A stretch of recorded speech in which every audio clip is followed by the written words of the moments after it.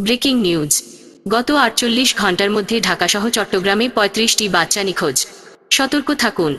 এমন খবরে সয়লাব সামাজিক যোগাযোগ মাধ্যম ফেসবুক। বেশ কয়েকটি বড় বড় ফেসবুক পেজ ও গ্রুপে এমন স্ট্যাটাস ঘুরপাক খাচ্ছে। এসব স্ট্যাটাস সত্য ভেবে অনেকেই আবার শেয়ার দিচ্ছেন নিজের প্রোফাইলে। এতে জনমনে আতঙ্ক ছড়িয়েছে। চিন্তায় রয়েছেন অভিভাবকরা। খোঁজ নিয়ে জানা গেছে এগুলো শুধুই গুজব। যারা হারিয়েছে তারা ঘণ্টা কয়েক বাসায় ছিল না। আবার কোনো শিশু দূরে তাদের বন্ধুদের সঙ্গে খেলতে গিয়েছিল। পুলিশ বলছে, সামাজিক যোগাযোগ মাধ্যম ফেসবুকে গুজবে বিশ্বাস করার কোনো কারণ নেই। যে বা যারা এসব তথ্য সত্য বলে পোস্ট করছে তাদের ব্যাপারে প্রয়োজনীয় ব্যবস্থা নেওয়া হবে। শনিবার ৬ জুলাই দিনভর ফেসবুকের বিভিন্ন গ্রুপ ও ব্যক্তিগত আইডি থেকে শিশু কিশোর হারানোর তথ্য ফেসবুকে ভাসতে থাকে। এর বেশিরভাগই চট্টগ্রাম ও কক্সবাজার জেলাকেন্দ্রিক ফেসবুক আইডি থেকে ছড়ানো হয়।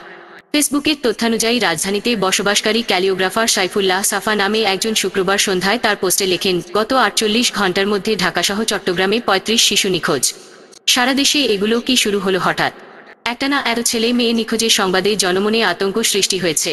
ছেলে ধরার মতো কোনো একটা সক্রিয় চক্র মাঠে নেমেছে। সবাই সাবধান হন। এ ব্যাপারে প্রশাসন অর্ধমৃত। আপনার সন্তানের নিরাপত্তায় আপনি সচেতন হন।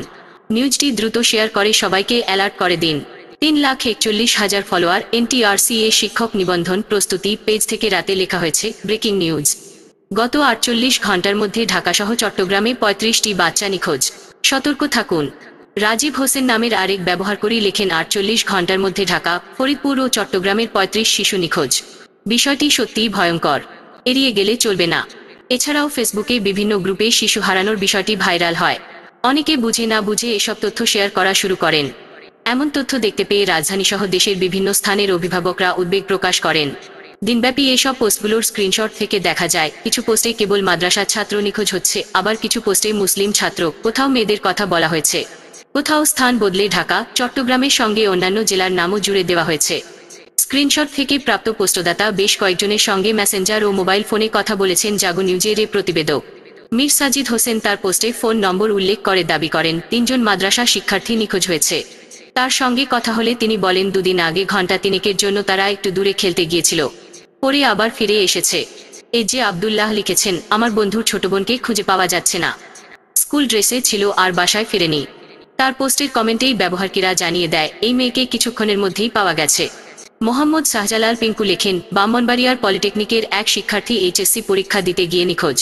তার সঙ্গে কথা বলে জানা যায়, কোনো এক ফেসবুক বন্ধুর পোস্ট তিনি শেয়ার দিয়েছেন। এছাড়াও বেশ কয়েকজন পোস্টদাতারা পোস্ট মুছে ফেললেও স্ক্রিনশটগুলো বিভিন্ন গ্রুপে ঘুরছে।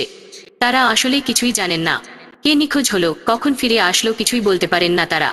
যারা নিজেদের আত্মীয় স্বজন বা বোন কিংবা বন্ধুর বোন বলে পোস্ট দিয়েছে তাদের কোনো নিকট আত্মীয় নিখোঁজ হয়নি। আসলে কেউ বেশ কয়েক ঘন্টা নিখোঁজ থাকলেও তারা ফিরে এসেছে। ফিরে পাওয়ার বিষয়টি সত্যিকারের আত্মীয় স্বজনরা জানালেও যারা না বুঝে শেয়ার করেছেন তারা আর পরে ফেসবুকে দেওয়া পোস্ট সরাননি। এগুলো ক্রমান্বয়ে ভাইরাল হতে থাকে। ঢাকা মহানগর পুলিশের DMP সাইবার ক্রাইম সেল বলছে, তারা বিষয়টি গুরুত্ব দিয়ে পর্যবেক্ষণ করছে। যারা এসব গুজব ছড়াচ্ছে তাদের ব্যাপারে আইনানুগ ব্যবস্থা নেওয়া হবে। জানতে চাইলে DMPর যুগ্ম police commissioner operations Biplab Kumar সরকার বলেন, সামাজিক যোগাযোগ মাধ্যমগুলোর পোস্ট নিশ্চিত না হয়ে বিশ্বাস করবেন না।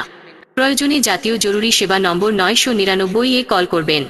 জেনে না জেনে যারা এসব গুজব শেয়ার করছেন তারা জানেনই না অন্যদের ওপর কি প্রভাব পড়ছে। এ ব্যাপারে সবাইকে সতর্ক থাকার পরামর্শ দিয়েছে পুলিশ।